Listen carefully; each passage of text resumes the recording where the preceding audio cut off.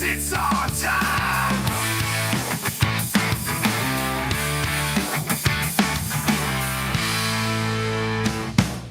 Generation fighters take the stand. From shore to shore we reclaim the land.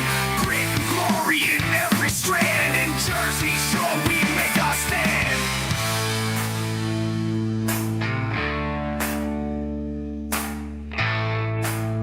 Welcome to the Jersey Stripcast with host Damon Galdo on WVLT Cruisin 92.1. We'll take your calls at 856-696-0092.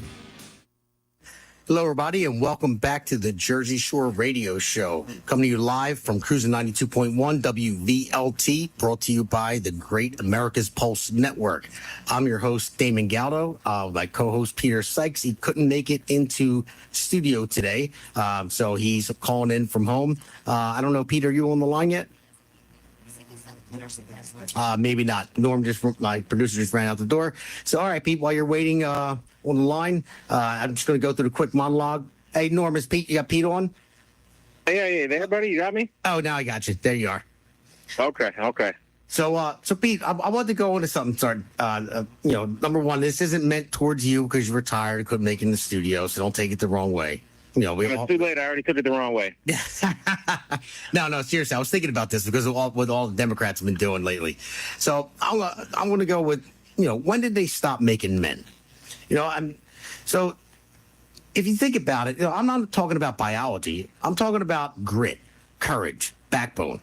I'm talking about the men who built this country, laid steel, crossed oceans, stormed beaches, and stared down evil without flinching. The men who didn't cry on camera when they didn't get their way. The men who didn't beg for sympathy. They earned respect. Now, contrast that with what we see today from the Democrat Party. The same party that weaponized the justice system, yes, weaponized it, and had the gall to arrest President Trump. They thought the mugshot was going to be the end of him. They thought, here it is, this will humiliate him, but what happened? It backfired big time. The mugshot became a symbol of strength, defiance, and resilience. It became iconic. Trump didn't break, he thrived. Because most people knew it was BS anyway. That's what the thing was. They knew they were going after him. So because you see, real men, they don't fold, they rise. And now look at what the Democrats are doing. The same clowns who were giddy to put the Republican leader in cuffs and are now defying federal law themselves, getting themselves arrested on purpose just so they can get a photo op, go on cable news, and cry about their rights of being infringed. Now, I say, give me a break. One even had the full-blown meltdown, screaming on camera like a toddler when he didn't get his juice box. And I'll get into those people shortly. But this isn't leadership. This is performance art from a party full of soft, weak opportunists who confuse victimhood with virtue. Now, I just want to know what happened with American toughness. I mean, we were a nation who built the Transcontinental Railroad, landed on the moon, and turned back fascism, not by whining, but by standing tall. We're known for things like working 16-hour days to feed our families, running into burning buildings, not out of them, to save people, fending off tyrants with rifles and dirt under our nails, building a business from scratch, no government handouts. Meanwhile, Democrats are known for crying when Twitter flags their post, holding press conferences when they get parking tickets, wearing masks in their own bathrooms, and screaming fascism every time someone disagrees with them. They seek power not through strength, but through weakness, asking for sympathy instead of respect. But here's the truth. Americans don't follow weakness. We don't admire cowards. We don't rally behind criers and complainers. We want leaders who fight, leaders who stand tall, leaders who represent the United States and the working men and women who built this country. So if you're listening right now and you're sick of the crying, the fake outrage, and the cowardice dressed up as compassion, it's time to stand with the men and women who still believe in courage, conviction, and common sense. We don't need more victims. We need more fighters. And Pete, I believe that you are one of them with your running mate, Jack Brangen, running for Assembly in LD6. Well, thank you, brother. I appreciate that. So listen, man, a couple things to hit real quick. You mentioned the mud shot. Yeah, that turned Trump notorious. Yeah. You know, he's the outlaw now, and you know America loves outlaws. I don't know what it is, something about it. You know, I just watched a video earlier. There was a New York Times story earlier today that went ahead and said, like I said, this is the end of the Democrat Party, is what we're witnessing right now. Apparently now they're having issues coming up with funding. The Democrat machine is unable to fund, you know, itself going forward here because of how they lost their way. You know, and that's the one thing the Democrats have always been good at, is outfunding everybody else. No, you're right. Yeah. I heard the same thing. They're looking to borrow money from different countries even. Yeah, now look, where does this all stem from, right? I mean, I think it's a lot from our education system. They don't raise people to be leaders in the education system. They raise followers, right? Sit down, do as you're told, follow the rules. No, you're right. You know, Go, keep going. Sorry. no, you're good. That's it. Sit down, shut up, follow the rules, be a conformist. You know, you're going to do what we tell you to do, and we're going to tell you how to do it. We no longer teach critical thinking skills. We no longer teach people how to think for themselves. You know, it's just, oh, here's the guidelines. This is what you do. And you see it in everything, right? Every single corporation that we have, those are the rules. If you don't like them, we'll just replace you with somebody else that'll follow them. Yeah, I mean, you could look at that. You could look at that both ways too. I mean, when you're in a business and you know, if you don't work hard enough, then you're going to get replaced with someone who works harder. But you're talking about ideologies. If you don't do what we say, if you don't go in the streets and riot and do this and tear things down, then we're just going to replace you with somebody else and pay them to do it. That's what you know, and that's what we're seeing with these riots and you know, these peaceful protests that they call them. But I mean, listen, some of them are. I don't think. Well, even those riots aren't organic. You know, they still have to tell people, go out here and riot. Yeah, and now they're finding that it's getting paid for by the Chinese. They're funding it. You know, everyone wanted to know where people were showing up with gas masks, and you know, they were well organized, well funded. And you can't tell me that, you know, all those flags that they're flying that aren't United States flags, they're the only ones getting burned in these riots. But all those, you know, the Mexican flags, the Honduras flags, Palestinian flags, they're all brand new. You know, where do they come from? I don't think they have them on stock somewhere, but somebody's funding it. Somebody's doing this on purpose, and they're starting to get to the bottom of Congress is actually, and they're tying it back to Chinese money. Isn't that funny? You know, they always go ahead and they say, you know, America was unable to be taken out from the outside. It had to be done from within. And that's what we're seeing happen. I mean, they're undermining everything that we care about. Yeah, no, they are, man. I mean, I know when Trump got in, obviously everyone that voted for him was happy and thought, okay, finally, we get a breath of fresh air. We're back on the right track. Now, there's different things. I mean, no voter agrees 100% of who they voted for. I mean, if you agree with that candidate at 60%, then that's basically who you're going to vote for. And I agree with Trump more than 60%, but you know, maybe 80%. There's 20% that I would say, but you're never going to get 100%, or else you're just a follower. But you know, we thought that was like a breath of fresh air, but we realized it's still there. They're still coming back. I mean, I can't believe, like, you look at, we'll get the names here.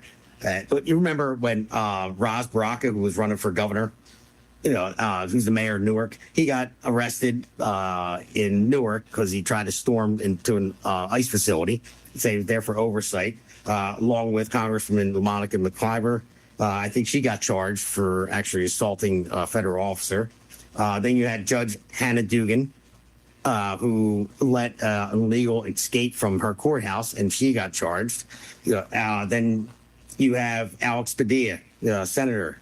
I don't know if you saw him in his Senate hearing or whatever, after he tried to storm the stage with Kristi Noem. And he said, I identified myself. No, she was giving a speech, giving like a press conference, and he just tried to push his way through the Secret Service and said, I have a question. Didn't say who he was. He didn't say who he was till he flat on the ground. And they kept pushing him out, and they did. And they arrested him. That's what happens when you do those type of things. But he did it on purpose. He did it. He's virtue signaling. And we have a caller. Carl, you're live on the air. What's your name? Where are you from? Hey, Damon. Oh, is this Jack? Yeah, this is Jack. How you doing? Hey, Jack. Hey, Jack. That's Pete's running. Hey, Peter. That's the team right there. LD16. We got to get behind them. But Oh, yeah.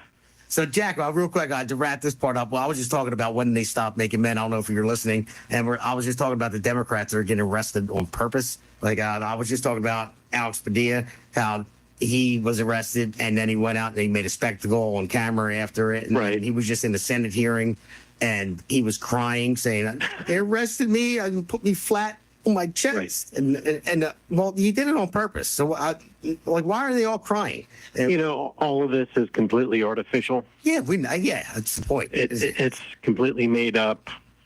The Democrats have nothing other than hate Trump. That's their only platform. That's the only platform they've ever had. And that's not enough anymore. You know, that's the country has overwhelmingly voted Trump as president. They are behind him 50, 60% with all the decisions that he's faced with right now. And these Democrats are just undermining everything he's doing and undermining the country. So, this is an outside influence. This is artificial to get 15 minutes of fame, but it's going to go nowhere.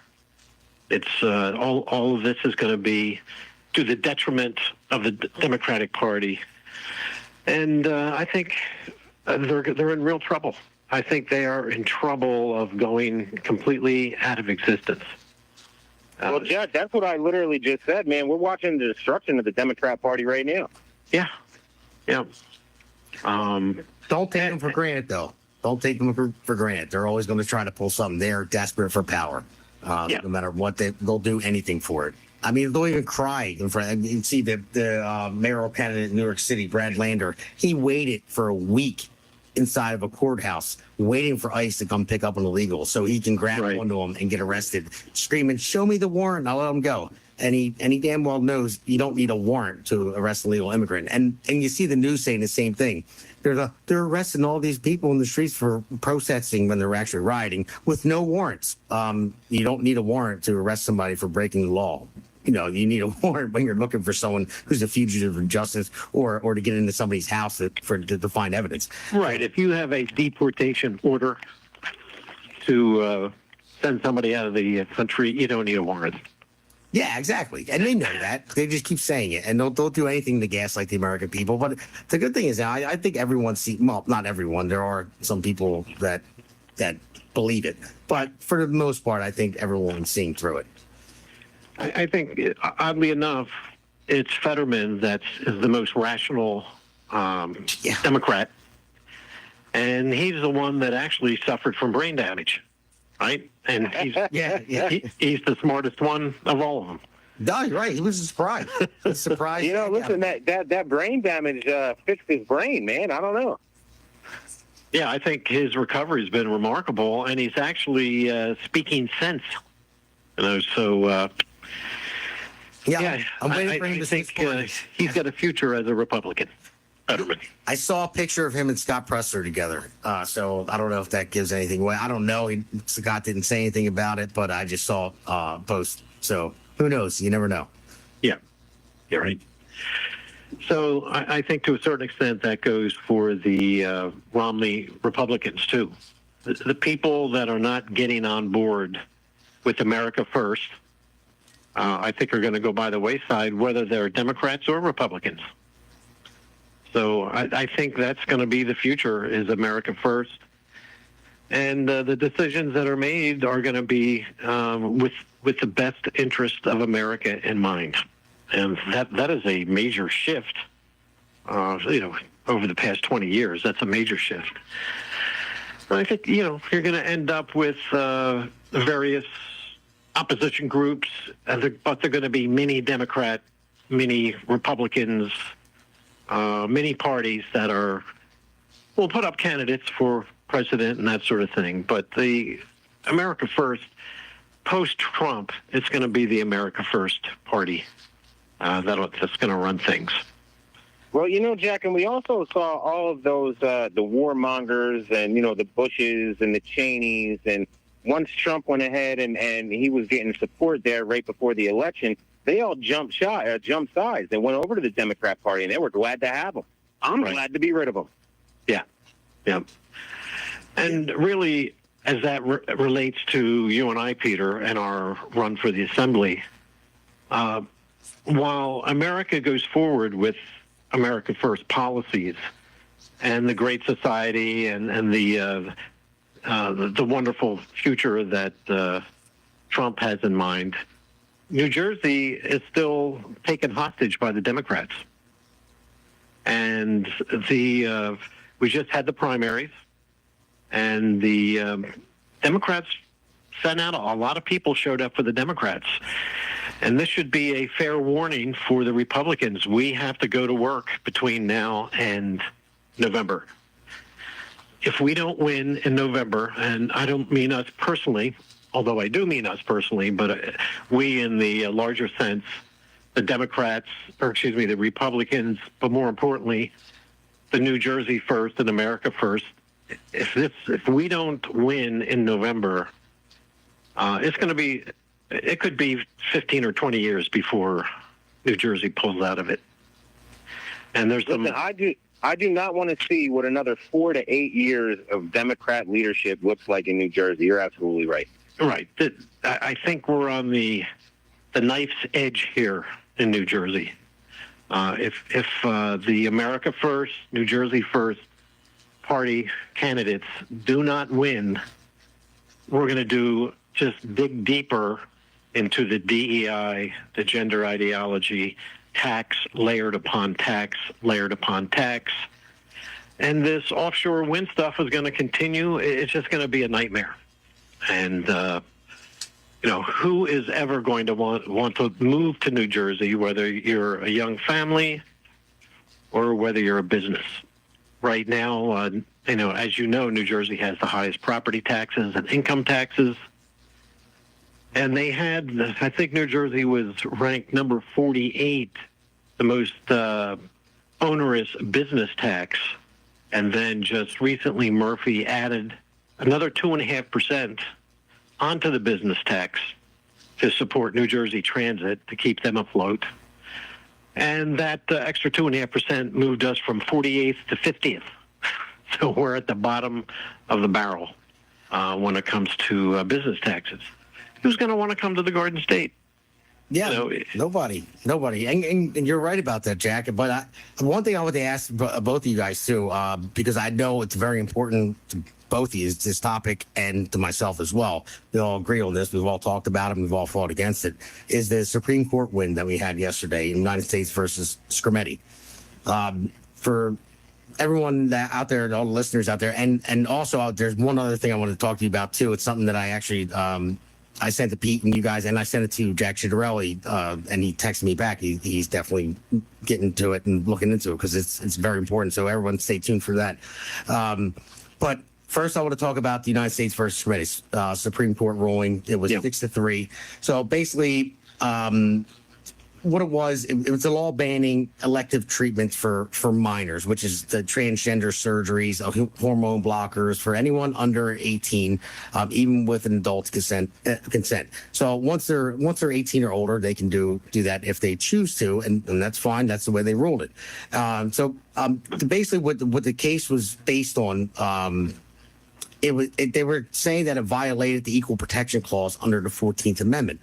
And I'll just read this to you guys real quick. This is from Justice Amy Coney Barrett. She wrote a concurring opinion joined by Justice Clarence Thomas, who I think he's the best one on there. Thank God we have him on there. Thank God, first of all, Trump did get these justices in his first term, or who knows where we'd be at this point. Right. So in her concurrence, she argued that even if the Tennessee law was interpreted to target transgender individuals, it should not be subject to heightened scrutiny because transgender individuals should not be considered a suspect class. This means that laws classifying based on transgender status should only be subject to rational basis review, the lowest level of judicial scrutiny. Justice Barrett's reasoning for this stance includes the argument that transgender people are not a discrete group, and there isn't a sufficiently long history of legally mandated discrimination against transgender people akin to that on race based on race or sex. She stated that adding gender identity to the list of suspect classes would involve courts and policy debates better left to legislators, such as those concerning access to restrooms or eligibility for sports teams. So basically what she's saying, it's better to leave it up to legislators to decide. So it's what the Supreme Court does. So it's not a violation of the 14th Amendment. She's saying that they're not a discrete group. They're not a suspect class because they can't be. Because that's a key. I think that's a key phrase. Yeah, because what she means is they can't be, because say me personally, I'm a man.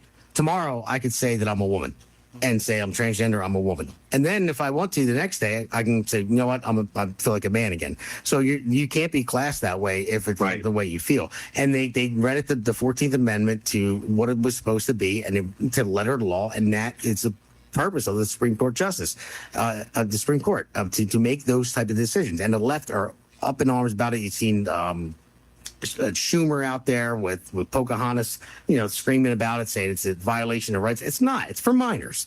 All right. When you're an adult, you want to do it, then do it, and you can do whatever you want. But it's to protect children, and that's what the left they keep dying on those hills. I don't understand why, but I knew this was big for you guys, just like it is for me. Huge. It was huge when I was running, and it was huge for you guys now, and it's huge for everybody who actually cares about kids. So. Both these, what do you think? Where do you think we're going to go from here? More states are going to pass this now, like Tennessee? Well, I mean, I think they are. I mean, because, minors do have to be a protected class. They're not old enough. They don't have the wherewithal to make decisions. And we do, I think society has to take extra steps to protect minors. And this is one case where, I mean, if they're saying that trans is not a discrete class, well, that's because, as you pointed out, it can vary from day to day. And so it doesn't deserve the same protections, that the laws are for the racial civil rights protections, for example. I think it just makes sense that this sort of protection is going to be adopted across the board. Now, this is for transgender operations, correct? Operations and puberty blockers for children, right. For children under 18. Yeah. I mean, under 18, come on. Yeah. Listen, first of all, there's a reason that kids can't get tattoos. There's a reason that kids can't drink alcohol. There's a reason kids aren't supposed to smoke cigarettes. I mean, there's clearly some of that stuff happens, but there's reasons, because their brain isn't fully formed, at that point in time, and all this thing, it causes harm, right, to these children who don't even know what their place in the world yet. I think we're going to see something more along the lines of the abortion type of conversations, where red states are definitely going to outlaw and ban this stuff. But the blue states, you never know what they're going to do. Yeah, I don't know. Well, blue states will never ban abortion, and red states, I don't know. I mean, I think maybe some deep core red states, and just listen. Yeah, but doesn't the Supreme Court decision go to all states? Well, yeah, but it does. But I'm sorry, didn't we say that it goes back to the states? Like we're not going to put a protected class on this. The states can make up their own legislation. Isn't that, maybe I misread? No. That's what this is about, too. Every state can make this. This was Tennessee's law, so they brought it to the Supreme Court. So that's what I was saying. So that's what I was saying, right? Is that, we're going to see more red states take that similar stance, but blue states, man, they're going to do what they do. Yeah, that's exactly. It's going to go state to state, and the Supreme Court ruled that it shouldn't be their. They should be the ones deciding this. They said put it to Congress if they wanted to change that, or because they can vote in Congress and Senate and to make an amendment to the Constitution. The Supreme Court can't do that. They're supposed to just uphold the Constitution as is, and that's their job. They have to, no matter how they feel, even though the three that voted how they felt. I mean, it was 6-3 decision. Obviously, they voted how they felt. They didn't follow the 14th Amendment at all. Well, New Jersey is a transgender sanctuary state. I mean, so New Jersey, again, if the America First, Jersey First candidates do not win, the state is just going to get deeper and deeper into this trans stuff because, Peter, you're right. This will split up by blue states and red states. And New Jersey's blue at the moment. This is quite a leap, if you ask me. For any state to adopt and say this is okay, it's just mind-boggling because these kids will become lifelong patients of the of hospitals and doctors. Yeah, pharmaceutical industrial complex, absolutely. Yeah, the operations, they are major operations. To when you get beyond the puberty blockers, if you try to fashion a female into a male, it is a major step, a major operation. It is not perfect. And there's a lifelong battle with infections and follow-up, a lot of drugs that have to be taken for a lifetime. I just pity any children, that go down that path. It just seems awful. See, it's barbaric, if you ask me. It would seem like even a blue state would have a hard time swallowing this. Well, that's what I was going to get to. ask about you and Pete as well. If you think about it, a red state, blue state, a lot of this is like a 80-20 like minimum issue, but it's more like a 90-10 or further than that people don't want this. It doesn't matter if we're Democrat or Republican. Most don't. But if you just think about it, like Pete, when's the first time you started hearing about this? Same thing with you, Jack. A few years ago? Maybe 5 years ago became more prevalent? Like what? Well, it's always been around, right? You remember in Crocodile Dundee, right? Back in the 80s or 90s. They had that scene where, that's the guy. He's like, what? So, it's been around, but it hasn't been to the forefront, and then, the past, you're probably right, maybe 5-10 years, you started seeing more and more and more of it. As a healthcare professional, I used to get these people into, the mental institution that I was working at, so it's been around, and it's a shame, it really is. Look, some people have the gender dysphoria, it's a legitimate mental illness, there's a social contagion to this stuff. And when you start focusing on children who have no idea what it is that they're signing up for, because they're children, these parents are going to feel real bad in about 10 years when these kids come out and say, Ma, why did you do this to me? Why did you let me do this?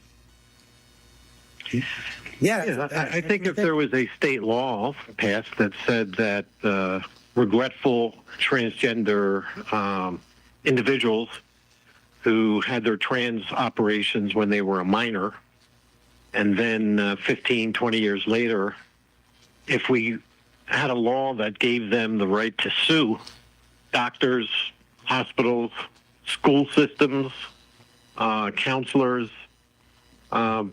maybe all this would change. Jack, Jack, you just hit the nail right on the head with the hammer. That is a great point, because when you try to make and Pete, tell me if I'm wrong. When you try to make this point, like just like how we're making it now, saying, well, it's just not right. And you have the left out there that no, you give everyone their opportunity to do so. That they're kids, they they're people too, but they're children. Like you said, Pete, they can't get a tattoo, they shouldn't smoke or drink for a reason. But if you throw something in there and say, fine, have it your way. But when they are adults and can make their own decisions, and there's a law saying they can come back and sue you for bodily harm, whatever it may be. Right. That's a game changer. It is. And maybe that's the law. That's pharmaceuticals as well, right? Like the vaccines, you can't sue them. You can't sue the drug people. You can't sue any of the pharmaceutical people. They all have these special protections in. I'll tell you what, if you go ahead and allow people that have been hurt by these things to start suing, I bet you would see more morals coming out of them. Yeah, I know you can't sue for certain vaccines because of the reason for it. They have that time gap, like 90-some years, because they know if something comes up, that those people are dead by then, because it's a new drug they came up with. But if you put laws in place like this, then it's going to stop the doctors from prescribing it. And they're like, no, I don't think they're going to be, I don't think they're going to get it. Whatever, it's going to make them think twice before thinking of the dollar sign saying, yeah, get your kid in here. I'll do the double mastectomy or whatever it may be. And then if they know that there's a possibility that, 3, 4, 5, 6, or even 10 years from now, they can get sued, when that kid is an adult because that doctor convinced their parents it was the right way, or a counselor, like you said, Jack. I think that's a golden thing to go after. I mean, yeah, I really think that ultimately lawsuits are going to bring an end to all this craziness. I don't think it's going to be politics or the medical. I think it's going to be the lawsuits that the risk is just too high. Unfortunately, that's probably the thing that's going to end it. And well, when you're dealing with these corporations, the bottom line is everything, right? I mean, it's always about the bottom line. Right. So you were talking about when did you start hearing about trans, in particular trans with minors? It was in 2012 when they had the Supreme Court decision that allowed same-sex marriages. That was in 2012, and if people remember back then, it was just LGB. Yeah. There was no Q, there was no T. No plus, divide by sign, negative. Right. Times 2 squared. However, the transgender activists were behind the curtain. They were getting ready. As soon as the gays got their legal protection for marriage, all of a sudden you started to see the T, LGBT, added on to the letters. And that's really when I think this came out into the daylight. And it's a bridge too far for a lot of people. I think people had trouble with gay marriage, and some people even today have trouble with gay marriage. But there's the legal question, should a gay same-sex couple who have been together a long time, should they have the same legal rights and privileges of a marriage couple? Well, that was settled in 2012. But then to add on, append the trans, I just think I don't think people are going to be able to handle that, because you're talking about the change of biology. And this is, people will not accept this. It's not biologically possible, to be trans. This was gender dysphoria. That's what it's always been. And what was the percentage? It was like 0.14% of the population was gender dysphoric, and it probably still is. Because like Peter said, this may be more of a social contagion more than actual gender dysphoria. Because frankly, most of these kids, close to 90% of these kids in high school that claim they're trans, will go back to their biological sex over time. As long as you don't intercede and introduce puberty blockers and that sort of thing, they will naturally go back to their sex at birth. I think there's been studies like 80 or 90%, will do the detransition or whatever, after puberty. They figure themselves out. Yeah, there was a study in England, the CAST report, which studied I think it was the Tavistock Transgender Center in London that was open from 2010 up until about 2024. It was open a long time. And in 2010, this center had maybe 100 individuals that came and presented as transgender. But over the period of 10 to 15 years, by 2024, they had 5,000 a year, 4,000 a year. And what they found was that there was a tremendous influence of, number one, of the internet that influenced the kids. As the schools came on board with that, this compounded things and encouraged kids Number two, the kids on their own as children were diagnosing themselves. They were coming into this clinic saying, I'm transgender or I'm gender dysphoric. And this was a diagnosis, a child did on themselves. So there was never the involvement of a psychologist, pediatrician. There was never a team of doctors that came. And this is one of the changes. This is why they closed the clinic down. Now any child in England will not be automatically diagnosed as trans, and they will not go on to the puberty blockers until the team makes some sort of decision, and that'll be child study team, the child psychologists, pediatricians. So that's one of the major findings, that they're not going to accept what a child says when they come into the clinic. Yeah, my kid told me he was Spider-Man the other day. I didn't tell him to go fly off a rooftop and sling a web. Right. So he's a child. But yeah, we're not talking about a virus. We're not talking about a cancer. We're not talking about a physical issue here. It's psychological, and there should not be biological operations to address a psychological condition. And doing these operations, a physical operation to think they're going to fix a mental disorder, it doesn't make sense.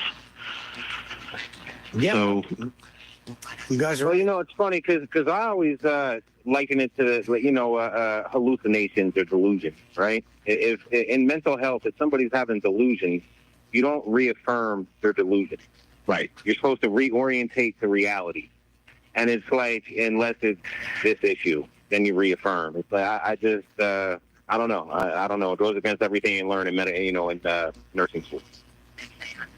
Yeah. So, all right, and good subject. I'm very glad that Supreme Court decision happened.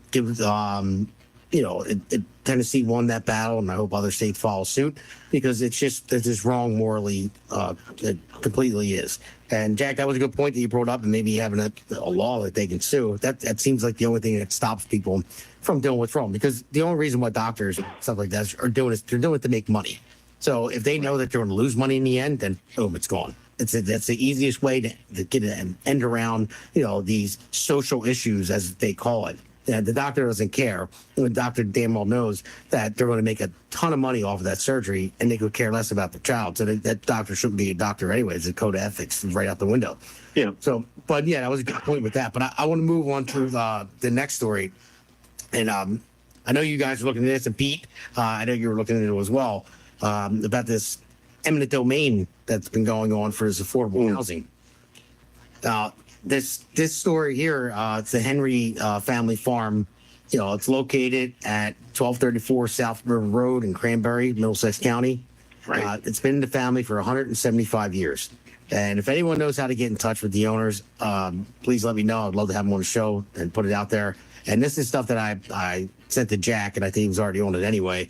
And Jack texted me back that I'm on it, because he cares about this stuff. So this is another thing under Murphy's rule, just like the same thing with the transgender stuff. And you got to get rid of all this stuff. I mean, this is a huge farm. It's been in the family for 175 years.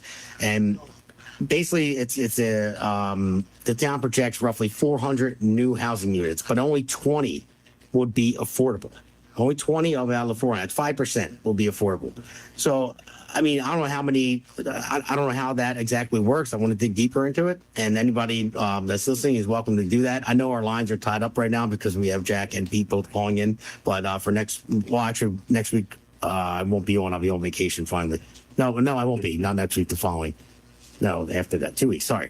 But yeah. So anyway, so we will be here next week. So sorry about that. But so I wanted to just talk about it because it's important. So you guys think about it, all the listeners out there, think about it and look this up yourself. And they're trying to take these people's land. And I mean, are they making them a good offer? Maybe. But they don't want to sell it. So they're coming in, they're taking it, and they're building affordable housing. This is all the stuff that Governor Murphy passed for this affordable housing, which actually drives everyone else's taxes up because their taxes are cheaper in this affordable housing. But a lot of people are saying that only 20 are affordable, so it benefits the luxury housing developers. It sounds like a Norcross scheme to me, Norcross Sweeney scheme, to be honest with you, because that's how they've gotten rich off stuff like this. Saying, oh well, yeah, affordable housing, but only 20 are, but the other ones aren't. So the contractor gets rich and people pocket money. I mean, this is a big one, and we'll talk about both of these too, because it goes into there's another one. So there's another piece of land under threat of eminent domain for affordable housing. In this case, 100-year-old woodland on Marion Avenue in Pine Beach, New Jersey, that local residents are striving to protect. So Pine Beach is a small borough in Ocean County, New Jersey. It's similar to the farm case in Cranberry. This appears to be part of the broader push to acquire land for affordable housing, even when it involves long-standing community properties like century-old woods and just century-old owned property like the farm is. So it's the state coming in saying, we're going to give you this amount of money, and you're going to take it. Now, whether eminent domain never gives a bargaining chance to make their money. They're just going to give you what they think market is, the bare minimum, and push you out. So, I mean, I don't know. This is the tension between housing needs and the preservation of heritage and nature, and family and the Henry family farm. But do we really need affordable housing, or is this just a push by the Democrats? Because remember, Biden said your neighborhoods are going to change; they're not going to look the same. We'll be trying to push that all that stuff. So, but it pulls down on the middle class because their taxes are already so high, and middle class wages aren't middle class wages anymore when you're paying all that taxes. I mean, for me personally, my insurance is going up through the roof from all this stuff, from the illegals, from all this stuff, the affordable housing, and then when only 20 out of the 400, which is 5%, is actually affordable housing, while these developers get rich and these Democrat politicians line their pockets. To me, that's what it is. So I guess I'll start with you, Pete. What are your thoughts on this? Well, I'll tell you, brother, first of all, the affordable housing, I believe I read someplace, is still like $150,000 home. All right. So, number one, it's not very affordable. It compared to the rest of New Jersey, I guess. But, your people that they're trying to give this to aren't going to be able to afford it. We've already brought up the fact on previous episodes where you go ahead and talk about they're putting these places out in these rural areas where there's no transportation, there's no real jobs. I mean, the farm is what's out there, and you're forcing the, houses. Now, I'll tell you what, if you pay attention to China, they have all these apartment buildings that they build out there that they have nobody to put in. Yeah. All right. They're just sitting there abandoned, brand new apartment buildings. Jack just said earlier, if we get more Democrat leadership in here, it's going to be so affordable, people aren't going to be able to stay here. So you're about to witness, China in New Jersey, where they're building all these things that people can't afford to live in. They're going to spend all this money, and then they're just going to sit there. Yeah. Well, why? So why are they building? I mean, you can drive anywhere around South Jersey and see these affordable housing communities all over the place. You'll be driving in the country, and all of a sudden there'll be buildings with 150 units. I don't know if these buildings are filled up or not, or who's living in them. But this all goes back, I think, at its core, is the Mount Laurel decision that was made 50 years ago. And this is the New Jersey Supreme Court decision that requires every town, they designated the towns have an obligation to provide a certain percentage of what they call affordable housing in their town. So, and if the towns did not want to build, they get sued by the state. And there's, I know this Mount Laurel project, or not project, but the law has gone through multiple iterations and lawsuits and that sort of thing. but it is in its essence, it's the Mount Laurel project, or excuse me, the law that allows the state to come in to small towns like Clementon or Berlin and say, you must build. And whether you have the infrastructure, to support these 100 units or not, you must do it. And if you don't, we're going to sue you. And there's this other piece of it that's called builder's remedy, where the builders can go ahead and build over the objection of the zoning board in these small towns. So I think this Mount Laurel ruling has to be repealed, because these towns should expand naturally. They can't be, outsiders cannot show up at their door and say, you must build all these units. And right now, they're compelled to build them. I think originally in 1975, when the Mount Laurel decision was made, the reason it was passed was because the Burlington County NAACP was charging Mount Laurel, saying that they are using zoning laws to prevent people of color from moving into Marlton. That's what was behind the original Mount Laurel, or moving into Mount Laurel. That they were using, this is 1975, they were using these laws, to keep people out. And who knows? I'm not even saying, who knows what was going on in 1975. That may be true. Maybe it wasn't true. I don't know. But I do know it's 50 years ago. And the laws are not, towns aren't doing that now, because many of the towns are completely integrated with all types of people of all colors. So the Mount Laurel law really has no relevance anymore, but it's still in existence, and it's coming in and forcing these towns, it's bulldozing whole areas of the town and putting these structures up. And who knows what they're going to be in 15, 20 years. They could be just high-rise slums. This could be housing for illegal immigrants, because we know there's close to a million illegal immigrants in New Jersey. None of this makes sense to me when I see all these high-rises going up. But it's the Mount Laurel ruling, I think, that's behind every one of these units that you see. And they're going back to the original premise. There's some sort of discrimination going on using the zoning laws. It's no longer happening. There would be lawsuit upon lawsuit, and there are no lawsuits. Yet the Mount Laurel law continues on. It's like something out of the past. It can't, that's been turned on in 1975, and they can't turn it off. The New Jersey Democrats put it into the New Jersey Constitution. So you can't write a bill in the legislature to undo something that's in the Constitution. It's a much longer process. You have to put it on the ballot. There's got to be, I think there's 2 or 3 ways, but it's very difficult.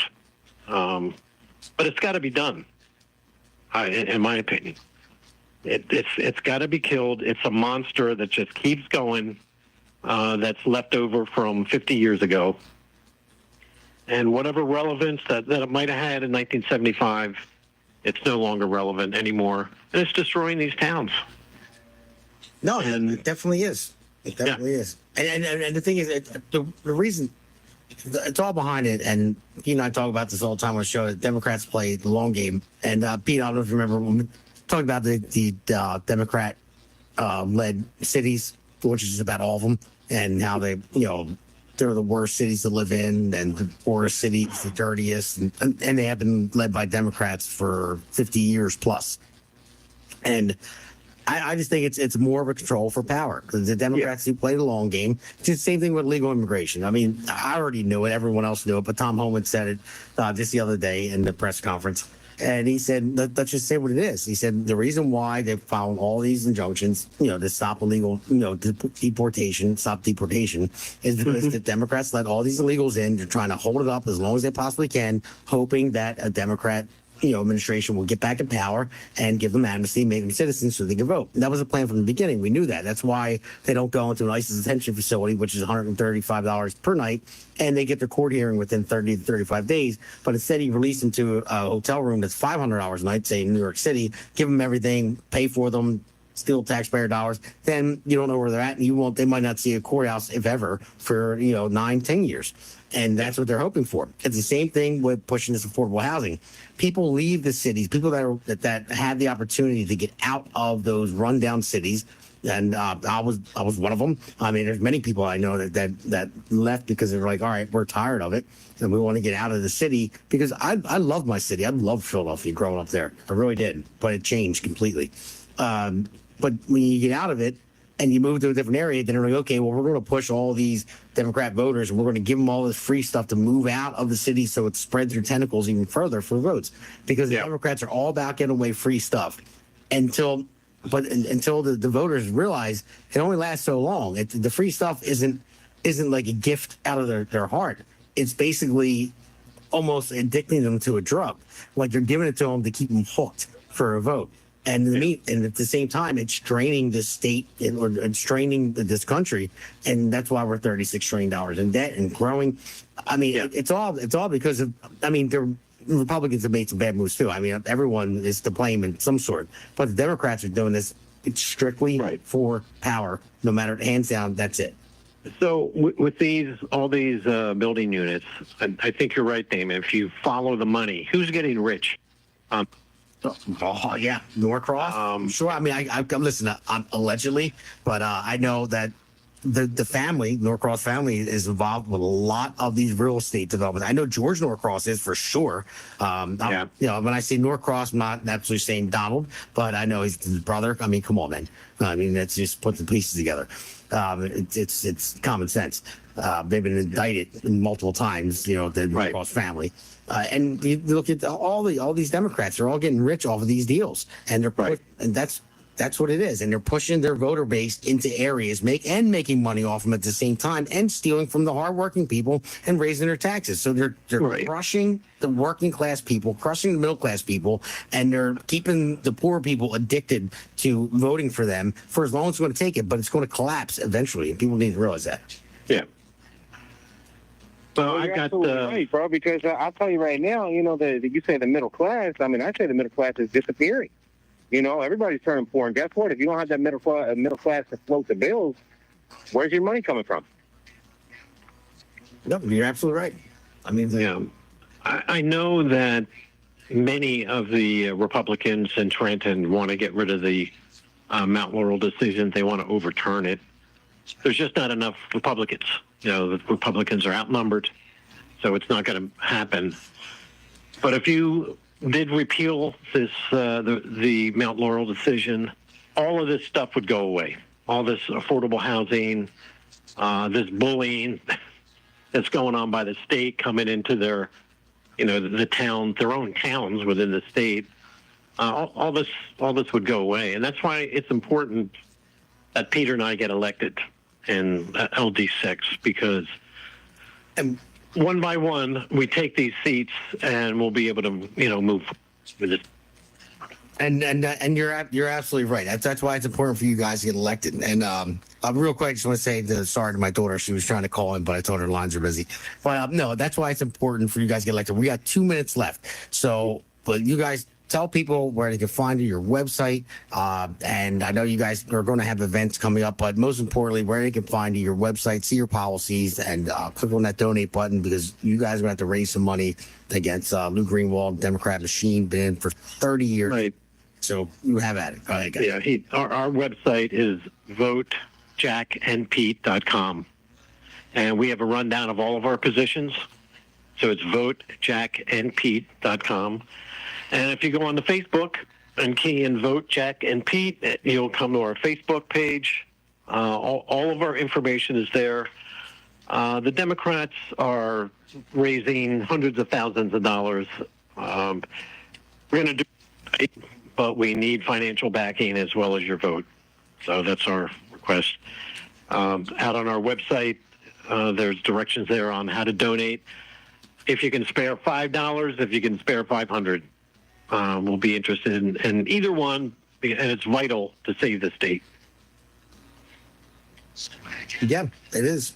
I know Pete and I have talked about a lot, like, it's hard to ask for money and stuff like that, but you have to, Yeah. and that's what it's just the reality of it. And it's a hard thing to do, but that's what wins. If you guys want change out there, if you really want to get this state back to where it should be, or even better than it was. I mean, you have Right. good people here that are running. You have not just Jack and Pete. I can rattle them off. I mean, in Gloucester County, you've got Chris Conwell that is running, and there's plenty of people that are running out there. We have to vote Republican. I mean, that's what it is. I mean, because we have more. I mean, just the moral value of what's going on. Yeah. That should win you over right there. Let's restore this country back to what it was intended to be, because we don't want to lose it. Restore this state and each one of your districts back to where it's supposed to be. And that's why, Jack Cigarelli, get out there and vote for him. We had a very small turnout in the primary, which is scary, but doesn't mean it has to be in the general. So all the Republicans, get those mail-in ballots. Don't be afraid to do it. It is safe now. I know Republicans are busy, more busy than most, and they have kids going to games. So request a mail-in ballot. You don't have to go. You don't have to worry about getting out of work early to go vote, or take some time. Just have it sent to your house, fill it out, send it out. So with that, guys, I'm going to let you go real quick. I just want to let everybody know you can join us next week, from 5 to 6 p.m. on 92.1. Podcast will be Mondays. My podcast, Jersey Shore Podcast, Mondays and Fridays at 8 p.m. And the Pulse will be, that's a collaboration of the podcasters for America's Pulse Network, which is awesome. It's taking off big time. That's on Wednesdays at 8 p.m. So, guys, everyone, have a good night. Thanks for calling in, and we'll talk again.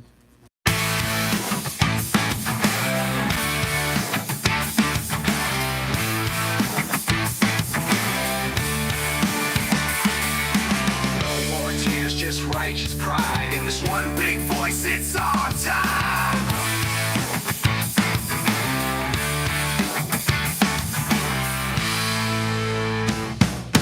Generation fighters take the stand. From shore to shore we reclaim the land. Grit and glory in every strand. In Jersey Shore we make our stand.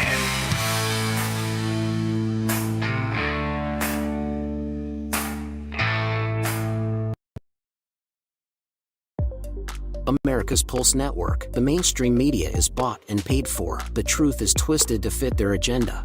But America is waking up, because podcasts are the future for trusted media. Welcome to the America's Pulse Network. It is a network built by patriots that upholds the Constitution. The America's Pulse Network stands for God, truth, and the America First movement. There is no corporate propaganda, no government spin, just real news, real talk, and real voices fighting for faith, freedom, and the future of this great nation with common sense. Here are some of America's Pulse Network podcasts. Alexandra Levine Live, hosted by Alexandra Levine. Jersey Shore Podcast, hosted by Damon Galdo. The Conservative Corner, hosted by Seth Eisenberg. APN's The Pulse, hosted by Alexandra, Damon, and Seth. So tune into America's Pulse Network on the following social media platforms: X/Twitter, Rumble, Truth Social, Facebook, and YouTube. Join the revolution, because the pulse of America beats for God and country. America's Pulse Network is for faith, family, freedom, and truth.